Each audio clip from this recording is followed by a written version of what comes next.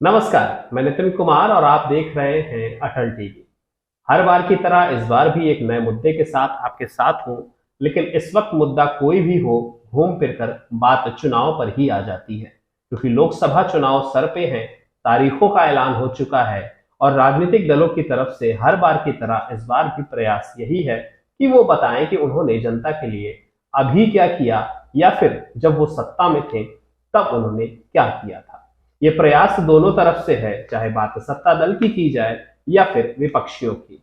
विपक्षी भी सरकार की कमियां गिनाने में लगा हुआ है और मौजूदा सत्ता दल भी विपक्ष की कमियां या उनके कार्यकाल के दौरान की गई गलतियों को बताने की कोशिश कर रहा है। लेकिन कुल मिलाकर के जनता सिर्फ यही जानना चाहती है कि सरकार ने उनके लिए क्या किया और आने वाले समय में अगर वो उसे चुनेंगी तो उनके लिए क्या करेगी।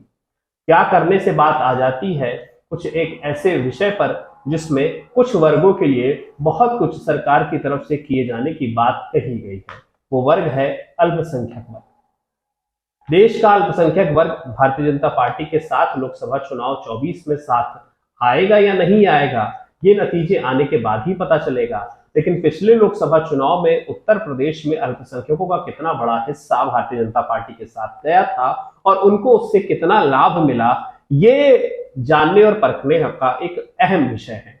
और ये महत्वपूर्ण इसलिए है क्योंकि अब भारतीय जनता पार्टी पूरी तरह से कोशिश, पूरी तरह से प्रयास कर रही है कि जो मुस्लिम नाराज भी हैं या फिर जो हिंदू या फिर दूसरे समुदाय के वोटर्स हैं जो नाराज हैं, उनको ये बताने की कोशिश की जाए कि भारतीय जनता पार्टी ने मुस्लिमों के लिए बहुत कुछ किया और दूसरे वर्ग के साथ साथ नाराज मुस्लिमों को भी अपने साथ ले आकर के बीजेपी उनका वोट अपने पाले में गिराने की कोशिश कर रही है। इसी वजह से आप मेरे पीछे ये पोस्टर भी देख सकते हैं जिसमें साफ तौर पर लिखा हुआ है, शुक्रिया मोदी भाईजान, ना दूरी है ना खाई है, मोदी हमारा भाई है। लेकिन क्या इस पोस्टर में सारी सच्चाई निकलकर सामने आ गई? शायद हाँ, क्योंकि जिस तरह से ये पोस्टर आपके सामने दिख रहा है, अब ये पोस्टर और पोस्टर का स्लोगन जनता के बीच भी पहुंचना शुरू हो चुका है। कहा यह भी जा रहा है कि पिछले लोकसभा चुनाव में भारतीय जनता पार्टी जिन लोकसभा सीटों को हारी थी, उन लोकसभा सीटों पर अब जो मुस्लिम कार्यकर्ता हैं भारतीय जनता पार्टी के या फिर वो मुस्लिम लाभार्थी जो भारतीय जनता पार्टी की योजनाओं से खुश हुए हैं, लाभान्वित हुए हैं, उन्हें बूथ पर भेजा जाएगा और वहां पर लोगों को समझाने और बुझाने की कोशिश की जाएगी। उसके पहले भी वो चुनाव की तारीखों के ऐलान या चुनाव की वोटिंग से पहले भी वो जनता के बीच में जाएंगे और जनता को समझाने और मनाने की कोशिश करेंगे और ये भी बताएंगे कि मुस्लिम समुदाय के लिए भारतीय जनता पार्टी ने कौन कौन से प्रमुख कदम उठाए हैं जिससे हम मुस्लिमों को काफी लाभ पहुंचा है। दरअसल इलाहाबाद हाईकोर्ट की लखनऊ पीठ ने शुक्रवार को UP board of Madrasa education act 2014 को असंवैधानिक करार दिया। कहा कि ये एक्ट धर्मनिरपेक्षता के सिद्धांत का उल्लंघन करने वाला यानी कि इसके खिलाफ है, जबकि धर्मनिरपेक्षता संविधान के मूल ढांचे का अंग है। कोर्ट ने राज्य सरकार से मदरसे में पढ़ने वाले विद्यार्थियों को बुनियादी शिक्षा व्यवस्था में तत्काल समायोजित करने का निर्देश दिया है। साथ ही सरकार को यह भी सुनिश्चित करने का आदेश दिया है कि वो 6 से 14 साल तक के बच्चे को मान्यता प्राप्त संस्थानों में दाखिल जल्दी से जल्दी कराए, कोई भी इसमें ना छूटे। ये भी भारतीय जनता पार्टी के एक अच्छे कदमों में से होगा कि वो मदरसे के छात्रों को उच्च शिक्षा या फिर यूं कहे कि नई तकनीक की शिक्षा से जोड़ना चाहते हैं। इस पूरे मामले पर जस्टिस विवेक चौधरी और जस्टिस सुभाष विद्यार्थी की खंडपीठ ने याची अंशुमान सिंह राठौर 5 अन्य याचिकाओं पर अहम फैसला दिया है। याचिकाओं में उत्तर प्रदेश बोर्ड शिक्षा कानून की संवैधानिकता को चुनौती देते हुए मदरसों का प्रबंधन केंद्र और राज्य सरकार के स्तर पर अल्पसंख्यक कल्याण विभाग द्वारा किए जाने के औचित्य आदि पर सवाल उठाए गए हैं।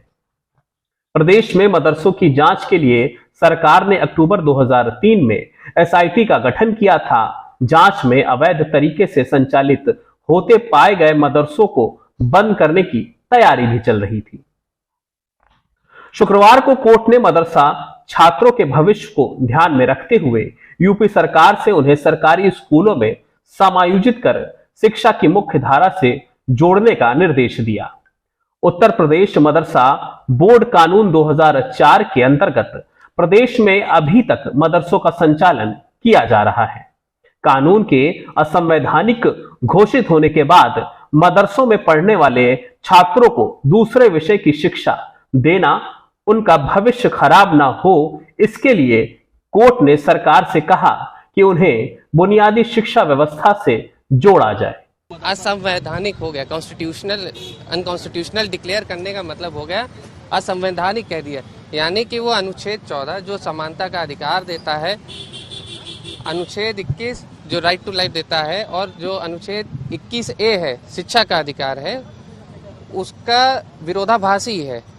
इसको असंवैधानिक घोषित कर दिया गया है। और जो बच्चे हैं जो मदरसा में पढ़ रहे हैं उनको तुरंत अन्य विद्यालयों में एडजस्ट करने के लिए कह दिया गया है। क्या धर्म निरपेक्षता के जो एक बुनियादी सिद्धांत है उसके खिलाफ बताया गया है? उसके खिलाफ बताया गया है कि धर्म निरपेक्ष नहीं है इस एक्ट में। मैं आपको एक बता सकता हूँ, बाकी तो उसमें कई सारी चीजें डील की गई है, बट एक प्रोविजन जो उसका स्पेसिफिक है वो ये है कि जो बोर्ड बनता है, जो आयोग बनता है, जो मान्यता देता है सारे मदरसाओं को, ये जो मदरसा एक्ट है, पहले तो ये जान लीजिए, इससे सिर्फ प्राइमरी या जूनियर या सीनियर एजुकेशन, मतलब कि ये 1 से 5, 6 से 8 या 9 से 12 तक सीमित नहीं है। इस एक्ट में इतनी पावर दे दी गई है कि ये डिग्री कॉलेजों को भी मान्यता देता है।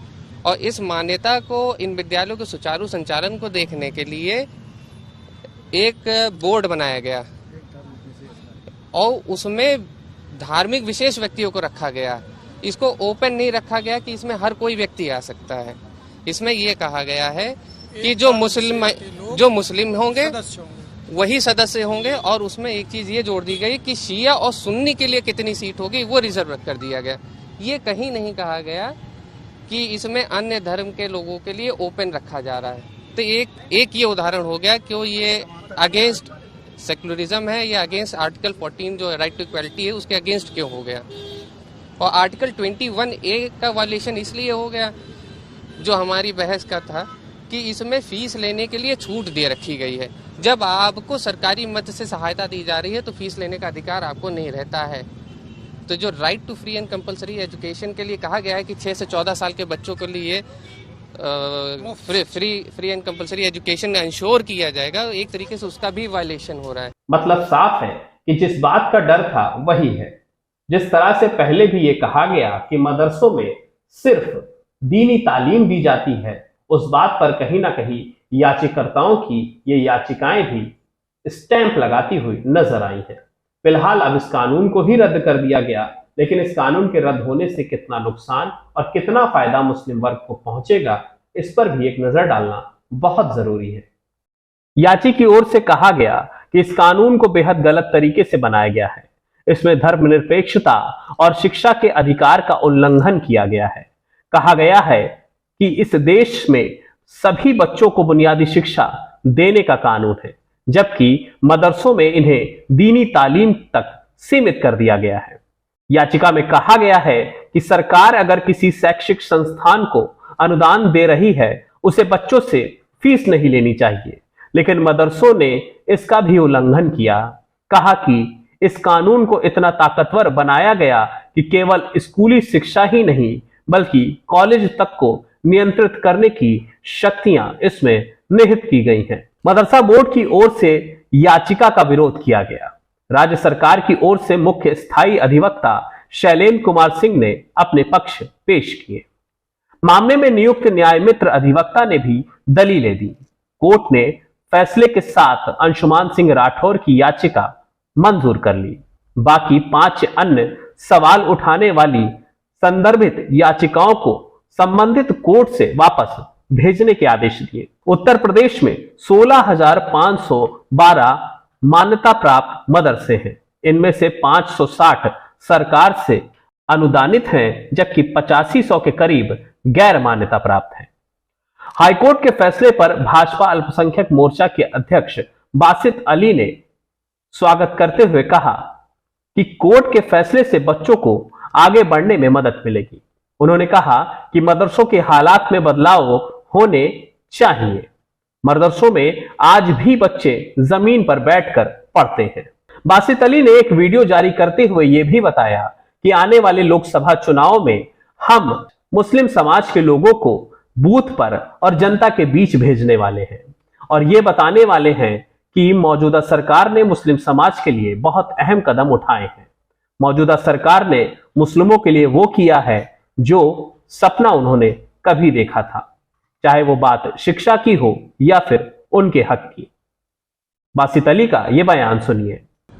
भाजपा अल्पसंख्यक मोर्चा मुस्लिम बूथों पर 80 की 80 लोकसभाओं में ऐसे बूथ जिन पर भारतीय जनता पार्टी के बूथ अध्यक्ष या भारतीय जनता पार्टी अब तक के चुनाव में अल्पसंख्यक बूथों पर विपरीत परिस्थितियों के कारण हारी थी, हम ऐसे बूथों पर बूथ अध्यक्ष और बूथ की कमेटी गठित कर और जो शुक्रिया मोदी भाईजान, न दूरी है न खाई है, मोदी हमारा भाई है, ऐसा कहने वाले भाई और ऐसा मानने वाली बहनें, उनको बूथ अध्यक्ष बना करके, पोलिंग एजेंट बना करके चुनाव के दिन हम जो फर्जी मतदान होता है उसको रोकने का काम करेंगे और भारतीय जनता पार्टी के पक्ष में अधिक से अधिक मतदान कराने का, क्योंकि बड़ी तादाद में लाभार्थी हैं।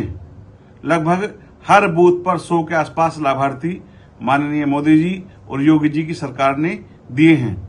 उनसे संपर्क भी किया गया है। हम ऐसे लाभार्थियों का और फर्जी मतदान रोकने का काम करेंगे, जिससे निश्चित रूप से भारतीय जनता पार्टी को 80 की 80 लोकसभाओं में अधिक से अधिक बड़ी जीत और अधिक से अधिक भाजपा के पक्ष में मतदान करने में मदद मिल सकेगी। इससे भारतीय जनता पार्टी अल्पसंख्यक बूथों पर खड़ी होगी और इससे अधिक मजबूती मिलेगी। वहीं बोर्ड के चेयरमैन इफ्तिकार अहमद जावेद ने कहा कि कोर्ट के फैसले को पढ़ने के बाद आगे का निर्णय लिया जाएगा। 20 साल के बाद इस कानून को असंवैधानिक करार दिया गया है। जरूर कहीं ना कहीं कोई गड़बड़ी हुई है। हमारे वकील कोर्ट में पक्ष सही से नहीं रख सके। इस पूरे मामले पर मौलाना सैफ अब्बास ने कहा कि कोर्ट के फैसले से हम आश्चर्यचकित हैं। मदरसा अधिनियम मौलवी ने नहीं, सरकार ने बनाया है। अब मदरसा के छात्र और शिक्षकों का क्या होगा? उन्होंने कहा कि जरूरत पड़ी तो आगे की अदालतों में भी हम अपने कदम ले जाएंगे। आज कोर्ट का फैसला आया है और 2004 के एक्ट को असंवैधानिक बताया गया है। फैसले से आश्चर्य हुआ है और इसकी समीक्षा की जाएगी। फैसला बड़ा है और तमाम सरकार के लोग इस पर बैठेंगे। सरकार ने एक्ट बनाया है 2004 में, 20 साल बाद उस एक्ट के बारे में फैसला आया है कि असंवैधानिक है। इसकी समीक्षा की जाएगी। सरकार के तमाम पार्ट होते हैं, हम सब भी एक पार्ट हैं, इसको बैठ के समझा जाएगा। हाँ, इस बात का अफसोस ज़रूर है कि हमारे वकील साथियों ने शायद इस बात को कोर्ट को ठीक से नहीं समझा सके कि सरकारी ग्रांट जो मिलती है वो मदरसों में धार्मिक शिक्षा के लिए नहीं मिलती है। जो सरकारी ग्रांट मिलती है वो अरबी, फ़ारसी और संस्कृत जैसे प्राच्य भाषाओं, ओरिएंटल लैंग्वेजेस के प्रमोशन के लिए मिलती है। इसके लिए अरबी फ़ारसी बोर्ड भी बना, संस्कृत बोर्ड भी बना। अब संस्कृत बोर्ड भी अपना काम कर रहा है, अरबी फ़ारसी बोर्ड भी अपना काम कर रहा है। अब अरबी और फ़ारसी में जो चीज़ें पढ़ाई जाएंगी, निश्चित रूप से कहीं ना कहीं कुरान और हदीस की चीज़ें भी आएंगी। अगर संस्कृत बोर्ड में पढ़ाया जा रहा है तो कहीं ना कहीं वेद, पुराण या गीता ही पढ़ाई जा रही होगी। तो ये कोई धर्म को बढ़ावा देने के लिए, धार्मिक शिक्षा को बढ़ावा देने के लिए ग्रांट नहीं मिलता। सरकार ने एक्ट बनाया अरबी, फ़ारसी और संस्कृत जैसे प्राच्य भाषाओं के तरक्की के लिए, उनको ज़िंदा रखने के लिए, उनको आला मुकाम अता करने के लिए सरकार ग्रांट देती है। तो ये कहीं ना कहीं इस बात का विश्वास थोड़ा कमज़ोर हुआ कि हमने कहीं समझाने में हमारी चूक हुई है। आने वाले दिनों में इसको समीक्षा करके इस पर जो भी फैसला सरकार लेगी, सरकार से जवाब मांगा गया है। सरकार बड़े अच्छे से कोर्ट में अपनी चीज़ों को रखी, लेकिन कहीं ना कहीं इस बात को हम समझाने में असमर्थ रहे या नहीं बता सके। फिर भी न्यायालय का सम्मान करना हमारे नागरिक का कर्तव्य है। हम सम्मान करते हुए आगे की रणनीति करेंगे और मदरसों की बेहतरी के लिए जो बन सकेगा वो करने का काम करेंगे। मैं चेयरमैन होने के नाते मदरसा से जुड़े लोगों से भी अपील करता हूँ कि शांति से अपनी बातों को रखेंगे। आने वाले दिनों में जो भी सरकार फैसला लेगी उसका सहयोग करेंगे। All India Muslim personal law board के सदस्य मौलाना खालिद राशिद फिरंगी महली ने भी कहा कि हम इस फैसले के खिलाफ सुप्रीम कोर्ट में जाने की तैयारी कर रहे हैं। सरकार में प्रदेश में तमाम मदरसों को विदेशों से फंडिंग होने के मामले की जांच के लिए 3 सदस्यीय एसआईटी का गठन किया गया था। इसमें करीब 13,000 मदरसों में तमाम गड़बड़ियां होने का खुलासा है। अपनी रिपोर्ट में यह कहा गया है कि बीते 6 माह से जांच कर रही एसआईटी अपनी 2 रिपोर्ट सरकार को सौंप चुकी है। जांच पूरी होने के बाद अंतिम रिपोर्ट दी जाएगी। एसआईटी की अब तक की पड़ताल में सामने आया है कि नेपाल सीमा से सटे जिलों में सैकड़ों की संख्या में मदरसे खोले जा चुके हैं। इनमें से ज्यादातर अपनी आय व व्यय का हिसाब एसआईटी को नहीं दे सके। चंदन से मदरसे के निर्माण का दावा तो किया, लेकिन पैसे देने वालों का नाम नहीं बता सके।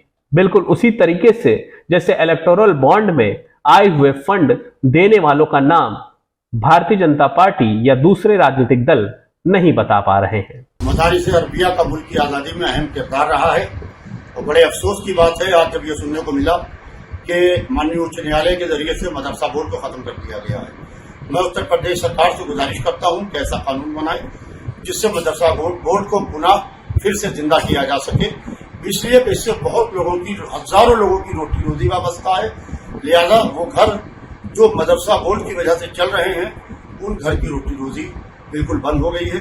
लिहाजा मैं उत्तर प्रदेश के मुख्यमंत्री श्री योगी आदित्यनाथ जी से गुजारिश करूंगा कि एक बार फिर वो पुनः विचार करके उसको फिर से जिंदा करने की कोशिश करें। देखिए, इलाहाबाद हाईकोर्ट का फैसला मदरसों के सिलसिले में अभी मंजर-ए-आम पर आया है और हम ये बात कहना चाहेंगे कि हमारे मुल्क के कॉन्स्टिट्यूशन ने हमें यह हक और इख्तियार दिया है कि हम अपने इदारे कायम करें, अपने तालीमी इदारों को कायम करें ताकि वहां से मुसलमान तालीम हासिल कर सके।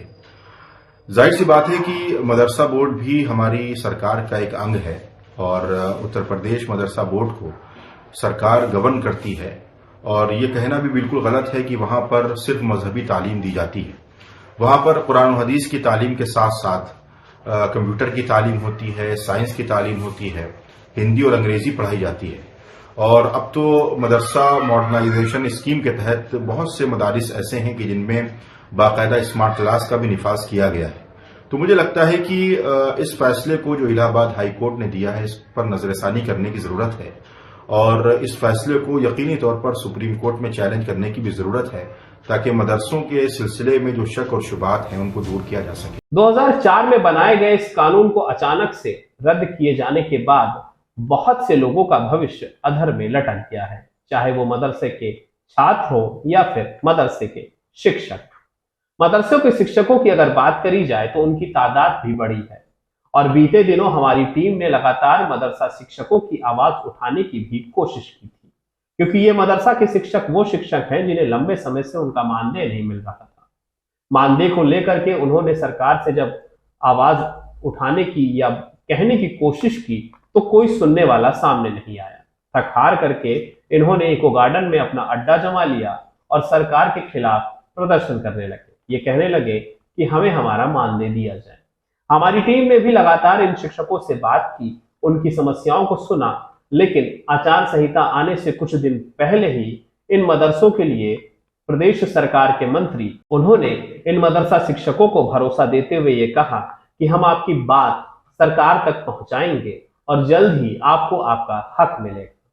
लेकिन अब इस कानून के रद्द होने के बाद इन सबका भविष्य भी अधर में लटक चुका है।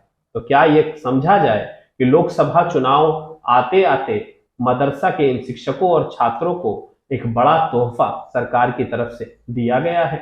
और क्या अब अपनी उपलब्धियों में सरकार ये गिनाएगी कि उसने 2004 में बनाए गए इस कानून को रद्द कर दिया? माननीय न्यायालय के आदेश से हम लोग बहुत दुखी हैं। ये बोर्ड 20 साल पुराने से इसका गठन हुआ है। जिस तरह से मदरसा बोर्ड में अरबी फारसी की तालीम दी जाती है, उसी तरह से संस्कृत बोर्ड में भी तालीम दी जाती है। जिस तरीके से मदरसा बोर्ड बना हुआ है उसी तरीके से संस्कृत बोर्ड भी बना हुआ है और मदरसा बोर्ड में अरबी फारसी का ज्ञान दिया जाता है, विषय पढ़ाई जाती है। जिस तरीके से संस्कृत में जो भी धार्मिक किताबें हैं पढ़ाई जाती हैं, इसी तरह मदरसा बोर्ड में भी पढ़ाया जाता है। और चूँकि मदरसा शिक्षक संघ, मदरसा बोर्ड, मदरसा प्रबंधक समितियां इस मामले में शामिल नहीं थी, इस कारण माननीय न्यायालय के सामने आधुनिक शिक्षा का भी ज्ञान विषय पढ़ाया जाता है, ये जानकारी पूर्ण तरीके से सामने नहीं आई। दूसरा ये है कि सरकारी वकील माननीय न्यायालय के सामने इस बिंदु को सही से नहीं रख पाए। इसमें आधुनिक विषय शिक्षा भी दी जाती है, इसलिए माननीय न्यायालय से एक बड़ी चूक हो गई है। पूरी जानकारी न देने के कारण आने वाले समय में मदरसा शिक्षा परिषद, मदरसा प्रबंधन समितियां, मदरसा संघ या तो रिव्यू में जाएंगी या सुप्रीम कोर्ट जाएंगी। ये केस एक शिक्षक अंशुमान जी का था जो अपने बकाया भुगतान के लिए कोर्ट गए हुए थे और ये बकाया भुगतान ना करके इसमें फैसला मदरसा बोर्ड को ही भंग कर देने का आ रहा है। कहने का मतलब है कोई किस लिए गया है और उसको फैसला कैसा क्या मिल रहा है। कोई कमी है, मदरसा एक्ट में कोई कमी है तो उसमें सुधार के लिए सरकार को लिखना चाहिए, उसमें संशोधन के लिए सरकार को लिखना चाहिए। हम लोग मदरसा आधुनिक शिक्षक है, हमारा केस सुप्रीम कोर्ट में आज 8 साल 7 साल से पड़ा हुआ है, कभी कोई डेट नहीं लग रही है, कभी कोई तारीख नहीं हो रही है, कभी कोई बहस नहीं हो रहा है। और ये क्या हो रहा है कि जो हम लोगों के साथ में इस तरीके से जो है फैसले आ रहे हैं। मदरसा बोर्ड सही नहीं है, इसमें मतलब नहीं सही है तो अधिनियम में अगर कोई कमी है तो सरकार को आदेशित करना चाहिए। हम लोग लखनऊ दिल्ली, हम मदरसा आधुनिक शिक्षक हैं, लखनऊ दिल्ली लखनऊ दिल्ली लखनऊ दिल्ली लखनऊ दिल्ली हम लोग धरना करते चले गए। हमारे कई संगठनों ने जो है कोर्ट में भी गए हैं, हम लोग भूखों मर रहे हैं, हमारी जो है ईदें नहीं हो रही हैं, हमारी होली नहीं हो रही है, हमारा दशहरा नहीं हो रहा है, हमारी नवरात्रि नहीं हो रही है। क्यों नहीं माननीय न्यायालय जो है संज्ञान डायरेक्टली ले लिए हम लोगों के ऊपर, हमारे केस पे तत्काल सरकार को आदेशित करके हमारा भुगतान नहीं करवाए। हम लोग बहुत दुखी हैं। हम लोग मदरसा आधुनिक शिक्षक हैं, 7 साल से कोई जो है नीचे से ऊपर लेकर जो है चाहे हमारे जिले में हो, विधायक हो, सांसद हो या किसी भी जिले में कोई भी विधायक सांसद हो, पक्ष के हों विपक्ष के हों, हम लोगों ने तरह तरह की जो है गुहारें लगाई। हम लोग जो है पता नहीं कितने धरने दिल्ली में कर डाले, हमने पता नहीं कितने लखनऊ में धरने कर डाले, तब कोई हम लोगों की सुनने वाला नहीं है। माननीय न्यायालय पे कोई टिप्पणी नहीं कर रहे हैं, मगर बहुत दुख हुआ है, बहुत खात हुआ है। हम लोगों का जो मदरसा आधुनिक शिक्षक है, हम लोगों का बकाया कई साल से चल रहा है। कोई अखबार नहीं बचा है, कोई टीवी नहीं बचा है, कोई सोशल मीडिया का माध्यम नहीं बचा है, कोई प्रिंट मीडिया, कोई इलेक्ट्रॉनिक मीडिया, कोई चैनल नहीं बचा है जिसमें हम लोगों की क्या कहते हैं जानकारी और हम लोगों का बकाया के बारे में गया न हो। अगर बोर्ड में कोई अधिनियम में कमी है तो माननीय न्यायालय उसमें संशोधन कराए और हम लोगों के साथ में, हम मदरसा आधुनिक शिक्षकों के साथ में, हम अल्पसंख्यकों के साथ में इस तरीके के फैसले को जो है लागू ना करें। धन्यवाद। जय हिंद, जय भारत। मदरसा या उससे जुड़े हुए जो भी लोग हैं वो इसे पूरी तरह से गलत बता रहे हैं। कारण क्या होगा, सच्चाई क्या है, ये हम और आप आने वाले समय में जरूर देखेंगे। फिलहाल ये लोग सुप्रीम कोर्ट जाते हैं या कहां जाते हैं ये नहीं पता, लेकिन मुस्लिम समुदाय की तरफ से ये बात जरूर कही जा रही है कि शुक्रिया मोदी भाईजान, ना दूरी है ना खाई है, मोदी हमारा भाई है। आज के अंक में इतना ही, हमें दीजिए अनुमति। नमस्कार।